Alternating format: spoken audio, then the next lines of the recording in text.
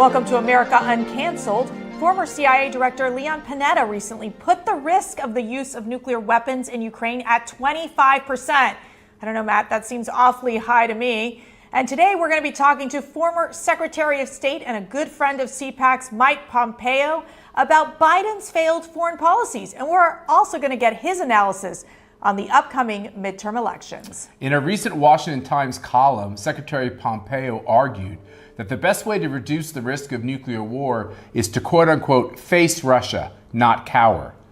His new book has a similar theme. It's entitled Never Give an Inch, Fighting for the America I Love. It's coming out in January of next year and describes his experiences in the Trump administration battling Iran and averting a nuclear crisis in North Korea. We're pleased to be joined now by our great friend, Secretary Mike Pompeo. Secretary Pompeo, thanks for joining us. Matt, Mercy, it is great to be with you all. Well, I guess the very first question is what's on everyone's mind is the Biden bungling of almost every important area of the globe. But I suppose it starts first with Ukraine. Are we inching closer to nuclear conflict, scarily? Well, I hope not, but it has been foreign policy malpractice there. Just one mistake after another. Matt, it seems like a long time ago. Remember when President Biden said, well, maybe a little invasion would be okay? Yep. And then we waived sanctions on Nord Stream 2. All the things that signaled to Vladimir Putin that he was, what's the old Southwest Airlines line? He felt free to move about the cabin in ways that he just didn't for 4 years. Putin hasn't changed. What changed was his perception of risk. We lost deterrence, and now there's Ukrainians suffering and dying, and it didn't have to be this way. And it puts America at risk too. We got to get this right. It's both sad and unfortunate that they ripped up the playbook that we had in place that had convinced Vladimir Putin that he ought not do this kind of thing.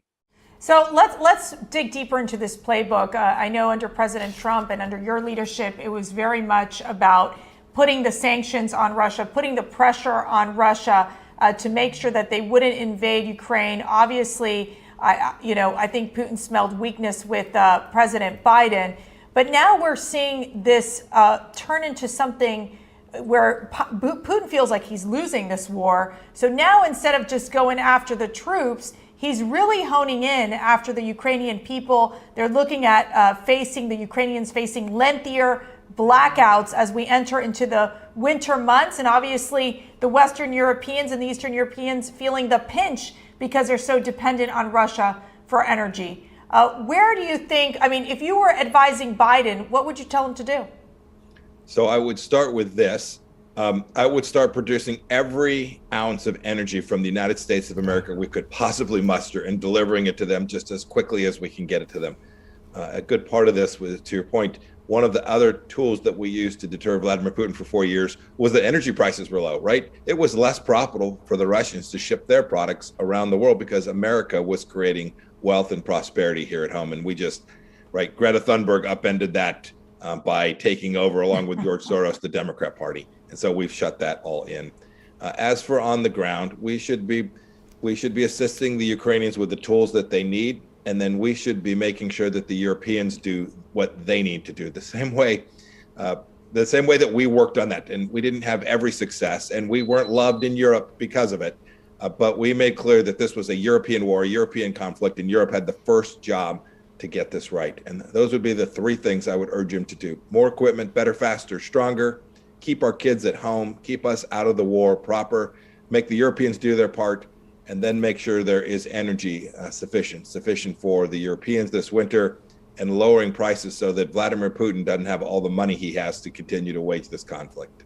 The sad thing is energy policy is a foreign policy, and I feel like the Biden administration believes that energy policy is this little sandbox they get to play in. And this is true also in Iran, where I'm watching on Twitter. It seems like there's a lot of tumult in Iran. We've seen this before. This is something you take very personally yourself. What's going on in Iran? Should we feel some hope that there could be, more reform there, or is it going to be the same old, same old?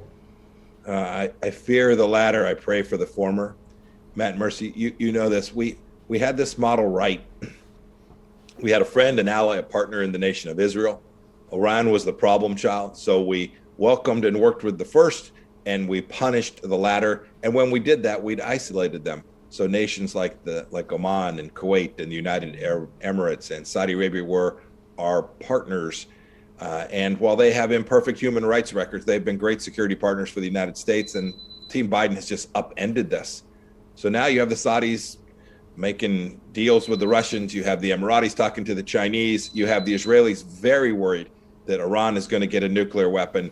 The prosperity, the risk that we took down, the risk that we'd ever have to send our kids to fight and die in that place again has escalated because President Biden just simply doesn't understand how you build friends around the world and you put the American people at the front of how you think about American foreign policy.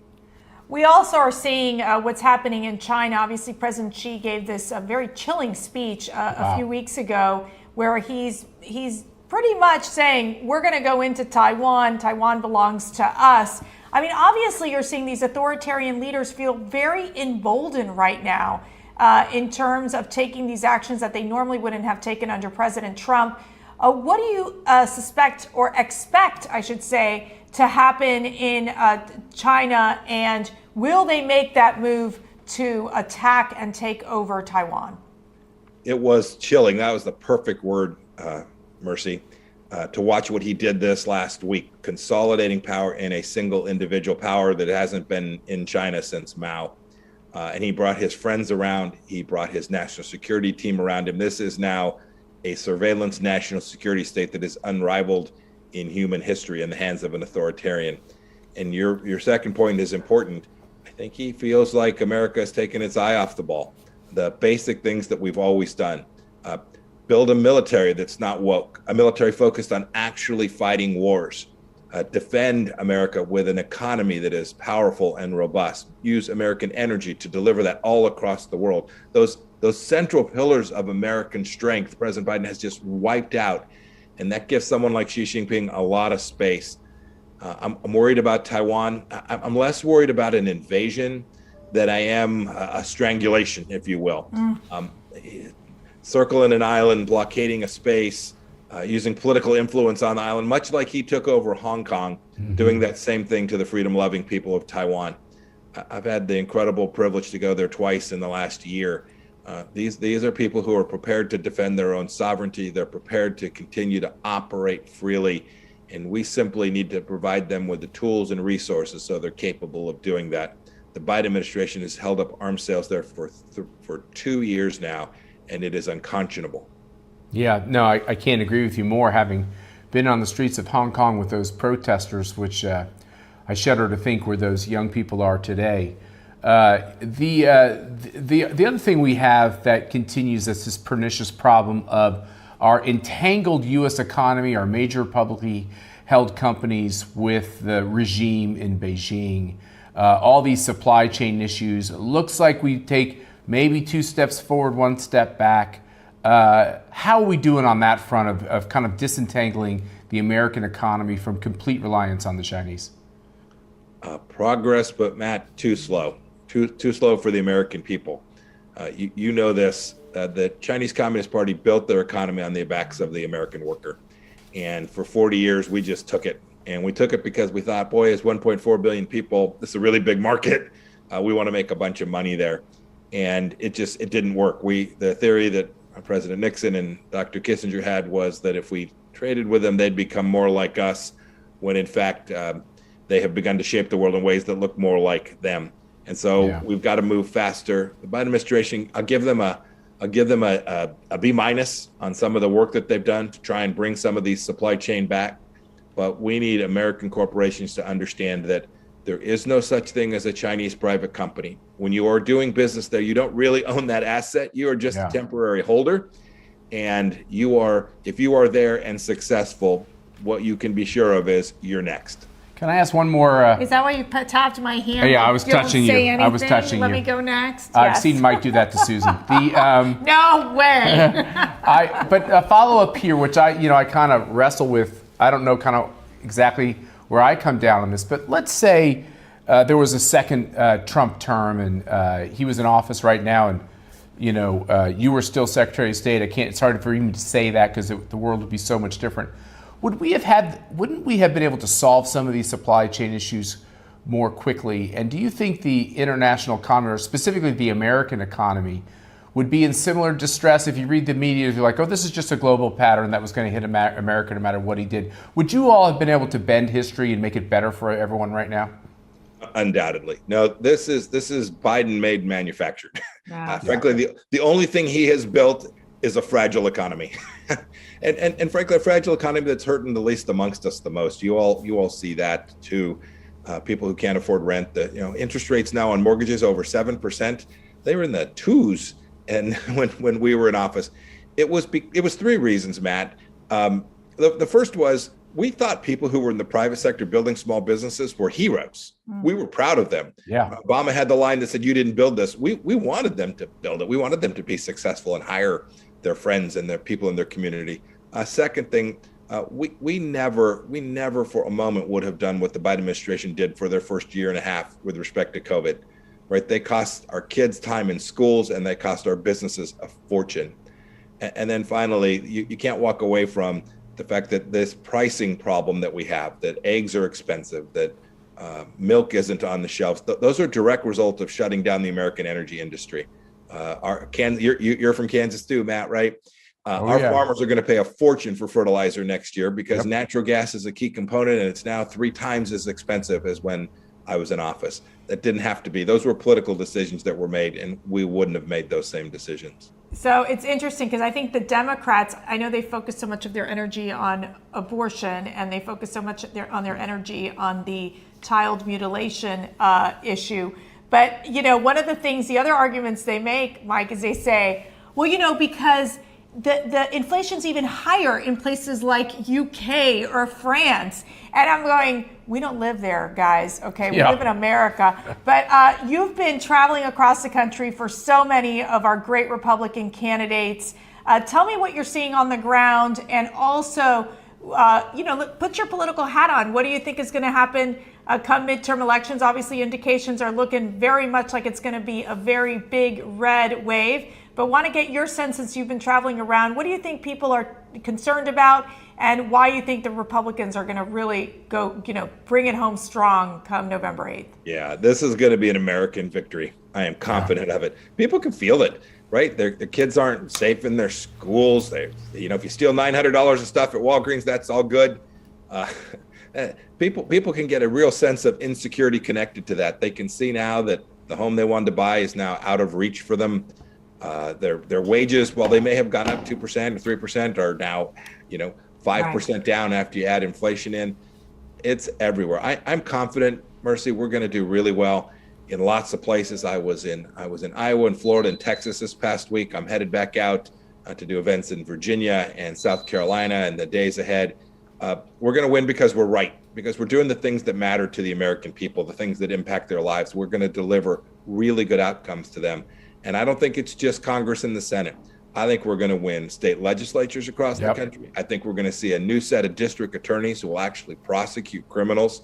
I think that America will be in a far better place come January of next year as a result of what the American people are going to do in these next 10 days. Secretary Pompeo, if you look at where the most violence was from all the Black Lives Matter, Antifa, burning down cities, going after cops, all the insanity we lived through for a long period of time, it's interesting, if you look at the states that are the bluest, that had the most violence, you see tied races for governor. You see this in Washington. You see this in Oregon. You see this in Minnesota. You see it in New York with your former colleague Lee Zeldin. I thought every Republican left New York in the last 2 years, but he's tied in the polls. I mean, I think the American people are speaking. Yeah, that's exactly right. Many of them did leave. Think about that. And he's still going to win. He's still going to win. It's amazing. It's amazing. Connecticut, I'm going to go up and help our congressional candidate up there, I think, before too long. I mean, it is remarkable. It's to your point earlier, Matt. This isn't about this is about the central understandings that made America great. The basic things about the family and keeping people safe, teaching your kids things in school that matter, reading, writing, arithmetic, not the garbage of the 1619 project. When the Democrats moved in that direction, they lost a large swath of the American people, and their party will pay a price for this in November, but most importantly, Americans will benefit. Well, Mr. Secretary, you've got a great book coming out, so make sure you all have to pre-order it now. And it's called Never Give an Inch, talking about how you helped and really led the Trump administration craft the America First policy that upended the Washington wisdom and really becoming America's enemy's worst Bless you nightmare. both. Thank you for that. Neither of you ever give an inch. Good on you. Well, let me ask you, tell me, what is in the book, is there one kind of colorful description, one moment that really stands out to you in all these very complex negotiations that you had with so many of these, what I would say, complex leaders across the globe? Boy, there's so many good stories.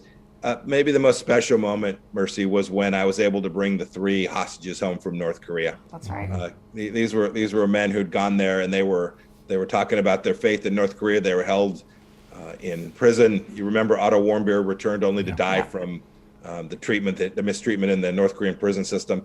And then I was able to go on my second visit and convince Chairman Kim to allow them to climb back on my plane with me when I left that day. It's still emotional to think about. It's a heck of a story. It was good work by the Trump administration, but the Lord was with us that day too.